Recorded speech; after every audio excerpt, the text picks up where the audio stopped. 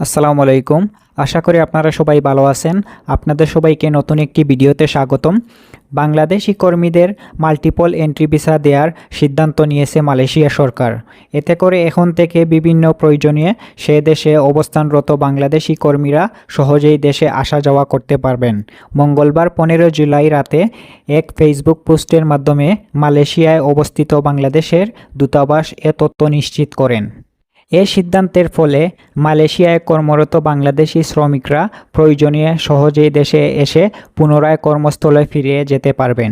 এতে তাদের কাজের ধারাবাহিকতা বজায় থাকবে এবং পারিবারিক প্রয়োজনীয় দেশে আসা যাওয়া সহজ হবে। এক বছরে মালয়েশিয়ায় সর্বোচ্চ 40,000 কর্মী নেবে উপদেষ্টার আশ্বাসে আন্দোলন স্থগিত মালয়েশিয়ার গমনোচ্ছুদের মালয়েশিয়ার বাংলাদেশ দূতাবাস জানায়। ধারাবাহিক কূটনৈতিক প্রচেষ্টার ফলে মালয়েশিয়া সরকার এ উদ্যোগ নিয়েছে। এ বিষয়ে মালয়েশিয়ার ইমিগ্রেশন বিভাগ থেকে সংশ্লিষ্ট দফতরগুলোর এরই মধ্যে একটি বিজ্ঞপ্তি জারি করা হয়েছে। দীর্ঘদিন ধরে বাংলাদেশের পক্ষ থেকে মালয়েশিয়া সরকারের প্রতি এ বিষয়ে আহ্বান জানানো হচ্ছিল। সরকারের ধারাবাহিক কূটনৈতিক প্রচেষ্টা এ সিদ্ধান্তে বাস্তবায়িত হয়েছে বলে জানিয়েছে দূতাবাস। পরে আইন, বিচার ও সংসদ বিষয়ক মন্ত্রণালয় এবং প্রবাসী কল্যাণ ও বৈদেশিক কর্মসংস্থান মন্ত্রণালয় উপদেষ্টা ডক্টর আসিফ নজরুল ফেসবুক ভিডিওতে এ তথ্য জানান। এদিকে প্রধান উপদেষ্টা প্রেস ইয়ং থেকে পাঠানোর বিবৃতিতে বলা হয়, গত মে মাসে মালয়েশিয়া সরকারের উপদেষ্টা ডক্টর আসিফ নজরুল ও প্রধান উপদেষ্টা আন্তর্জাতিক বিষয়কে বিশেষ দূত লুৎফুর সিদ্দিকের নেতৃত্বে একটি প্রতিনিধি দল দেশটিতে স্বরাষ্ট্রমন্ত্রীর সঙ্গে বৈঠক করে। বৈঠকে বাংলাদেশি কর্মীদের ভিসা সংক্রান্ত বিষয়ে বিস্তারিত আলোচনার পর গত 10 জুলাই এ বিষয়ে পরিপত্র জারি করেছে মালয়েশিয়া সরকার। উপদেষ্টা আসিফ নজরুল বলেন, বৈঠকে দেশটির পররাষ্ট্রমন্ত্রী দ্রুত এ সমস্যা সমাধানের আশ্বাস দিয়েছেন। এরপর থেকে প্রবাসী কল্যাণ মন্ত্রণালয় ও মালয়েশিয়া বাংলাদেশের দূতাবাসের কর্মকর্তারা সার্বক্ষণিক যোগাযোগ রাখেন।